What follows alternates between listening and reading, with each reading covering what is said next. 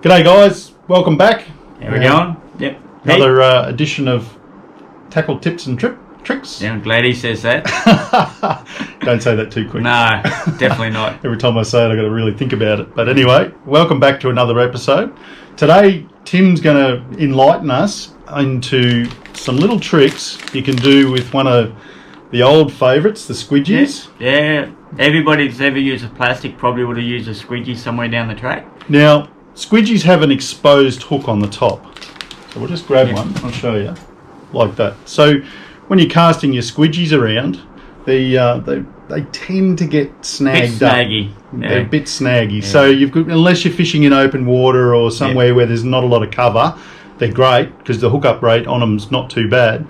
But as soon as you get into timber and whatever, it's hopeless. Every cast you're getting snagged up, and so Tim's going to share with us some insights on what you can do to bypass that. So what we got here is a standard 130mm squeegee drop bear, which is actually one of the best plastics I've used for many years. But as I say, the only problem with them is their exposed hook, and I personally couldn't stand it because I lost too many very quickly.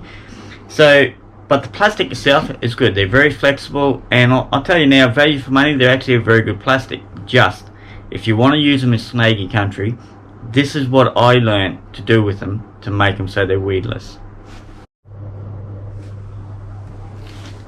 Okay, so what we're going to do here is I'm going to show you how, first of all, to take the hook out of a squeegee, because they're actually, the hooks aren't stuck in there. You can actually physically pull them out, which is the first part of it.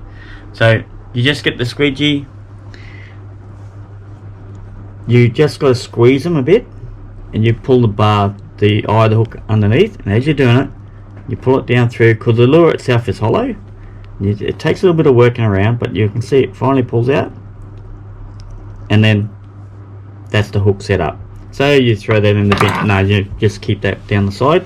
So now, as you can see, they're actually very soft in the top, very flexible. So now that I've got the hook out, what I'm going to do is I'm going to set it up with two different rigs here. Both are going to be weedless. So the first one is, as you know, this is the flasher rigs that we've been using lately, which has got the little spear set up on, which is good because every squeegee has a hole in its nose. And it's very simple. If you can see that little hole in the nose, that's the manufacturing hole. So naturally the little spear goes in the hole, spin him around. You've got to hold him tight to get him to go in, and voila, you've got to turn it around 90 degrees so the hook pulls square in. Then, like all plastics, work out where the lure is going to go through the body, put it in the body, and now bring it back over the top. Try and get it as square as you can. But that's basically now a weedless squeegee. And yes, I don't like the dorsal, so like a lot of plastics I do, I actually cut the dorsal off because I actually don't like the fact the hook has to lay across, because it's center. But if you have to, you can leave it the way it is. But now that would be a weedless squeegee. You can throw that wherever you want and stuff like that. So that's stage one. So that opens up all sorts of possibilities as far as squeegees go, because you can play with them and make them do what you want them to do. Yeah. And the good thing about it, what I find, is when you make them weedless like this style, is they actually roll a lot more at a lot slower speed than the original squeegee did. Because the squeegee itself, when it's got the hook down the middle of it, it actually makes the whole body really solid.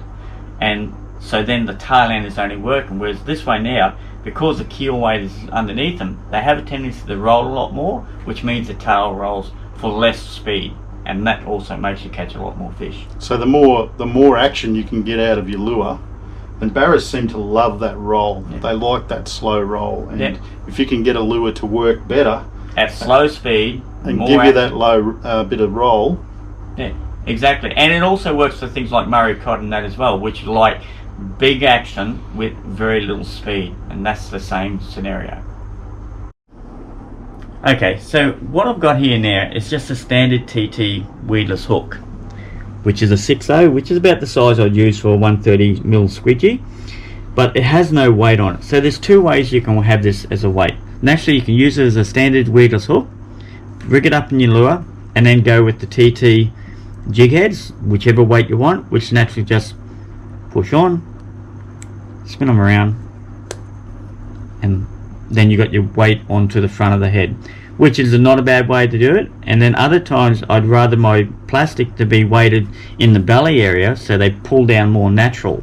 So to do that, there's a little trick that I learnt a long time ago, and I don't see a lot of people doing it, and I really don't know why. Whenever I go with my plastics, and I must admit, last time I went up to Lakefield I wished I had done it, and I forgot it, which is stupidity on my part, but simple. That's why somebody caught all the fish and somebody didn't. Yeah, we'll say no more.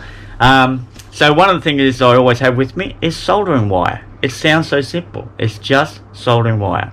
But this is a weight that you can use, which can go onto your weedless hooks. So simple. And it's just a matter of doing this. Okay, so what we do is we just roll out a bit of soldering wire. It's just standard heavy duty soldering wire. You get your hook, just grab it around the back of it, grab the end, and just spiraling it as tight as you can around the underside of the hook.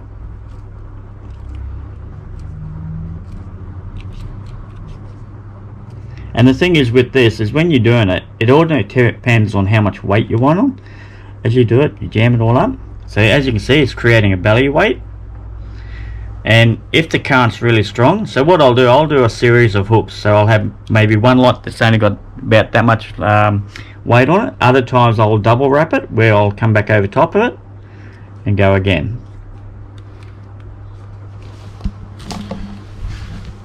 So you could, I mean, you can put your weight on, see how it swims, and if it's not what you want, you could always add to it. Oh yes, you can always add to it. But or take it off. Or take it off, whichever way it is. So literally you can get the perfect weight that you want. Yeah, for the current or whatever. You're not governed by the pre-existing weight that's on your hook. You can actually make it exactly what you want, to the exact drop that you want, which is at speed that you want it to go to and stuff like that. And the other thing, again, because it's now a belly weight, it actually, what it does, and especially with the squidgy, and this is what I did this for, was I'll put this on, I'll just show you. So naturally squidgies has a little hole, there's a little tiny raised area just there where you're supposed to actually put your hook through. Now once you do this, you can't pull it through, so you poke your hole initially through and just turn your hook around the other way and poke it up. And again, now your hook wants to sit like that, so you put it back through where the body goes through. Eventually I'll get it there.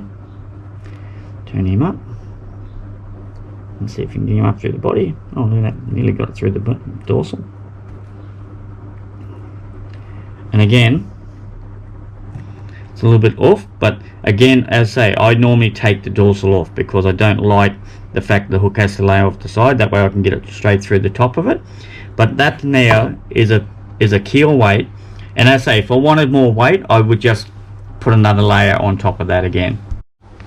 So mate, you don't like the keels on the back of the squidgies? I don't like them on the squidgies because they're too thick, and again, because as I'm trying to put the hook up through the top of it, they have a tendency to either lay left or lay right. So naturally I get a pair of scissors or a Stanley blade or a sharp knife and literally cut him off.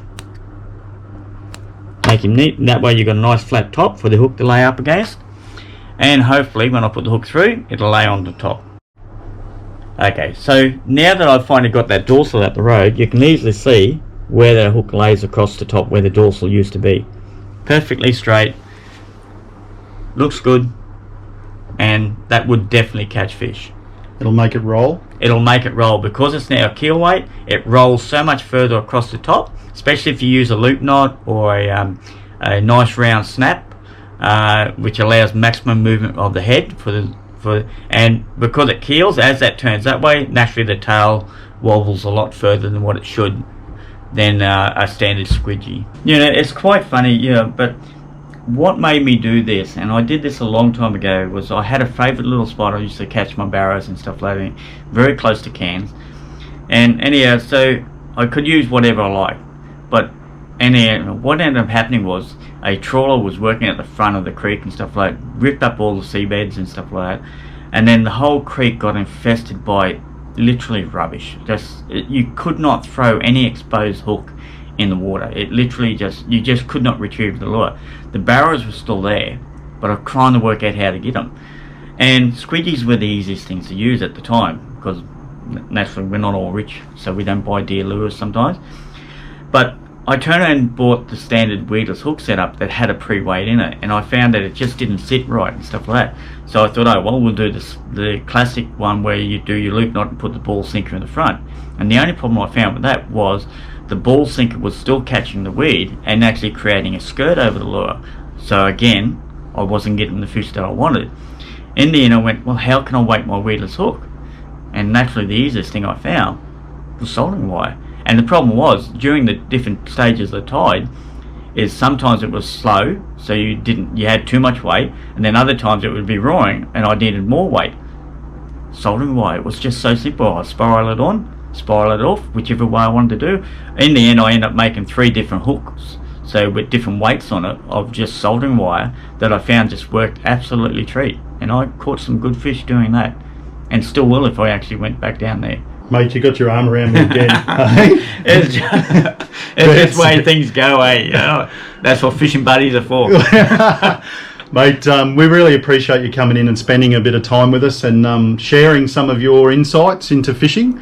Tim's a bit of a tinkerer. He likes to play with things and get them working better and adjusting and playing. Yeah. And the other thing about it is, even though, I mean, I hate to tell you how much money I've spent on fishing gear, but the truth is, a lot of times you don't have to spend a fortune. And I'm not kidding, that there, which costs, what, $10 for a pack of, I think, 5 of the 130s, a packet of hooks, sometimes that will outfish even the better ones that we use and stuff like that. But the old drop bear was always... Yeah, the drop bear was the best colour ever made by a squeegee as far as I'm concerned. And now nearly every company in lure manufacturing either does a pearl or white, and it's all because of the old drop bear. Mate, appreciate your time again. No worries. And if you're enjoying our channel and you'd like to see more of this, make sure you subscribe. Yep. And we'll see you on the next one. All good, guys.